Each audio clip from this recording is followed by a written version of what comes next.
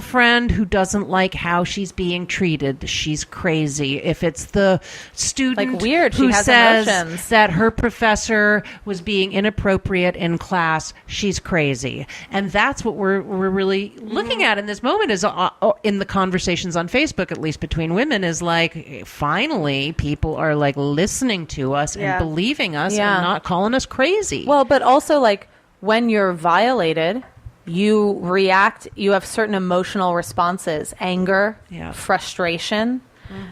Like, so is that what we're calling crazy? Like, and to then be ignored and not acknowledged for it inflames. Right.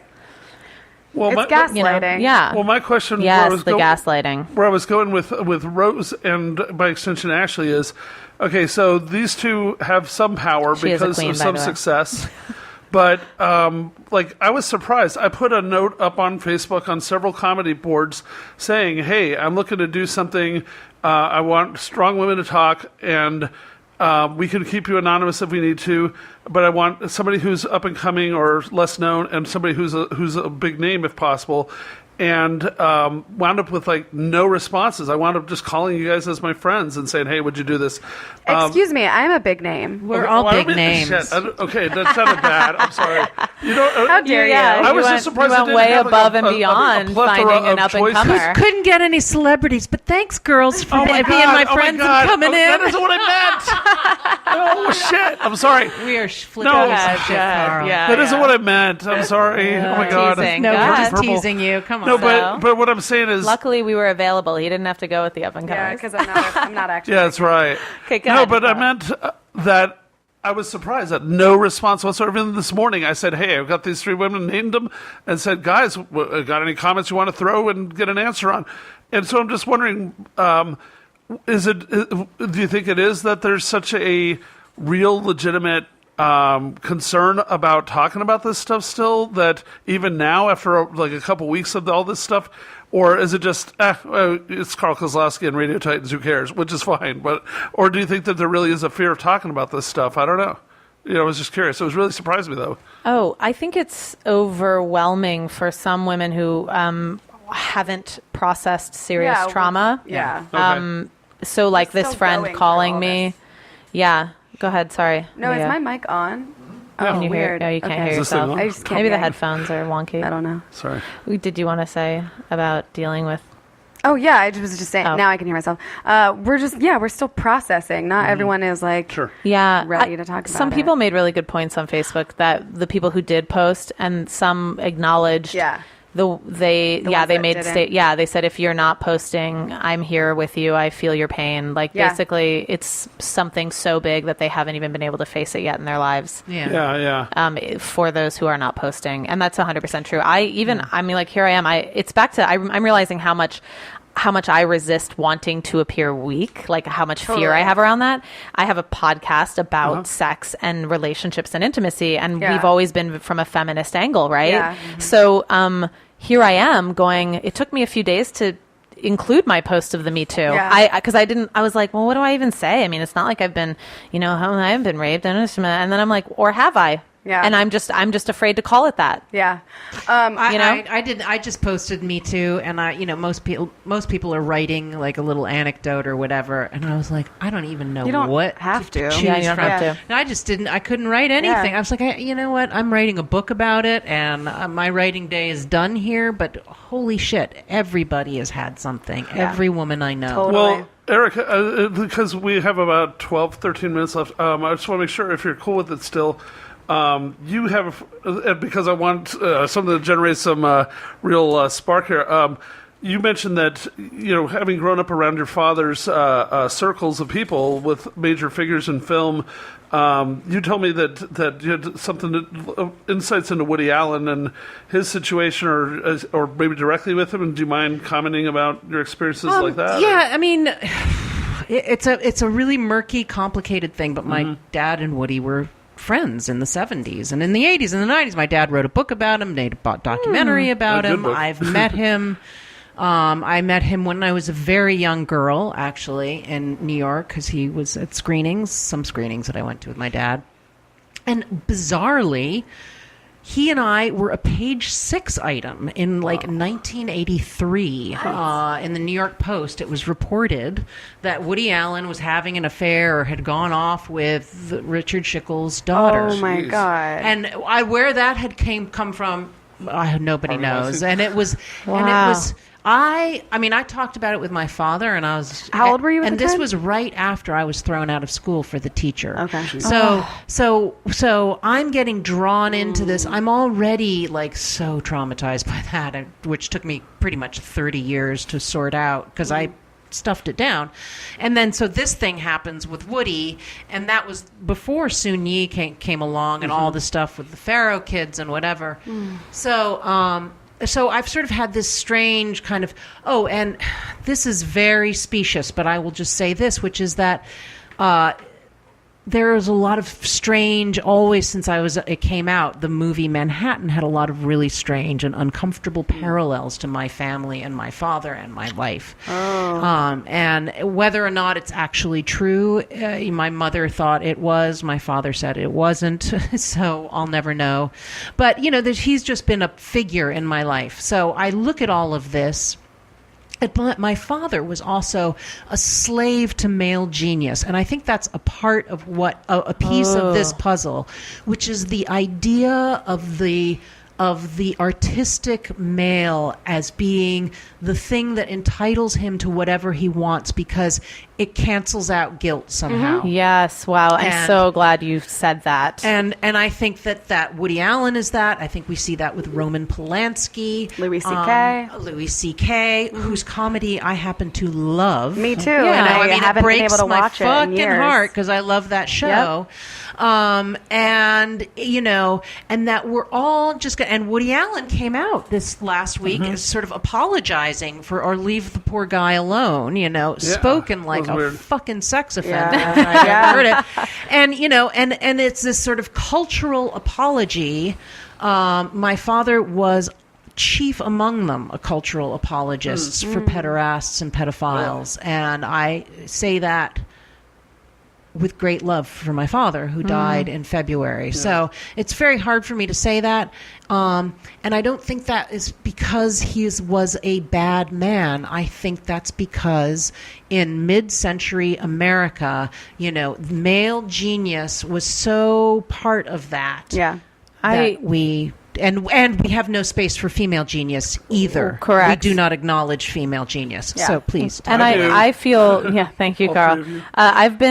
I've been quite exhausted by even now, I think, the media culture around certain male icons and just constantly almost just, what do I want to say? I'm at lunch or dinner with a group of friends and the immediate Louis C.K., what a genius, genius.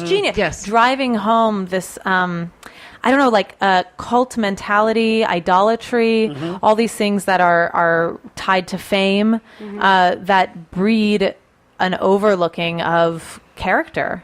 Look, it's just image. J.D. It's not who a full person Salinger is. was a straight-up genius. He wrote a couple of fantastic books and then a bunch of sort of mediocre ones. But those 2 books were great, and God bless him for it. Yeah. He was a fucking misogynist, rapo, psycho, pederast asshole. And he... there's a lot actually about that in my book because there's more intersections with my father and my life there. But we continue to sort of excuse that behavior. He's, with that documentary that came out about him a couple of years ago, whatever. So, that it's all part of the sort of toxic air we're breathing, and we're trying to sort all of this out in, Yeah. Well, it's what are we choosing to value? Yeah. Go ahead, Leah. A few weeks ago, I was at the Improv, and I was watching a show, and I guess Louis was standing behind me watching for maybe 2 minutes. And then I didn't realize. And then after the show, a bunch of dudes came up to me and were like, oh my God, did you even know Louis was standing behind you? And these guys know about his history. And I was like, oh my gosh, what?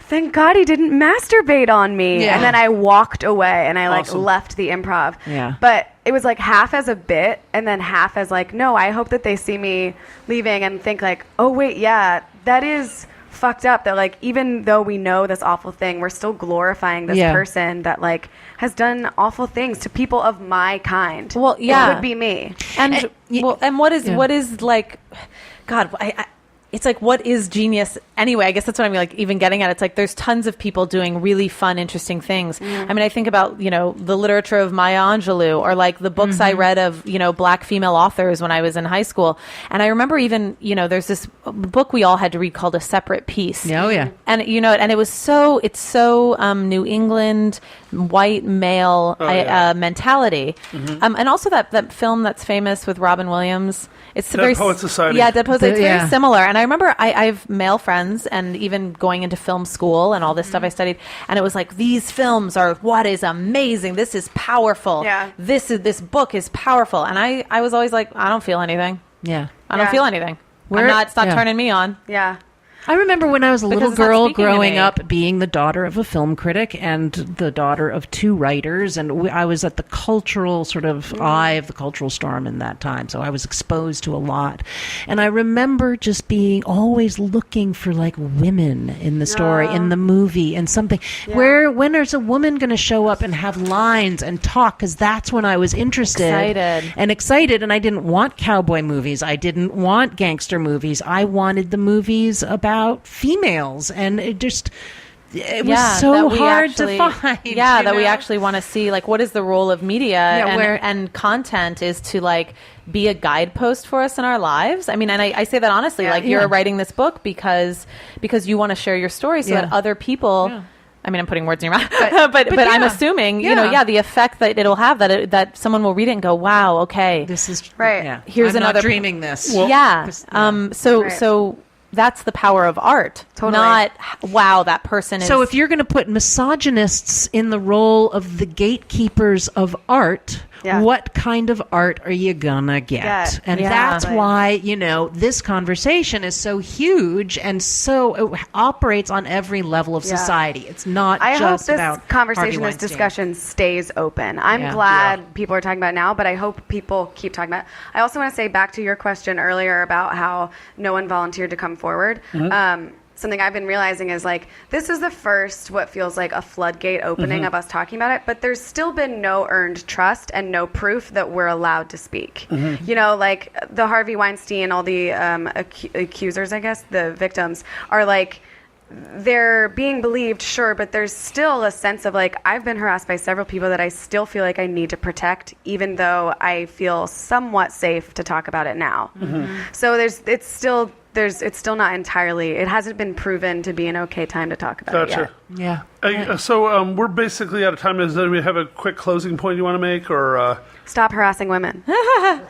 Stop tricking fake dates, making assumptions of what you can grow. Communicate and be kind and honest and straightforward. And try not to forget that we are human beings exactly like you. I mean, just because you want to fuck us doesn't negate our own dimensional experience of ourselves and you and the world, and we are every bit as human as funny you are. and smart and everything. I'll add this. Fucking is a beautiful thing. I love what comes out of sex. It's we so love awesome when we not both want to be there. You today.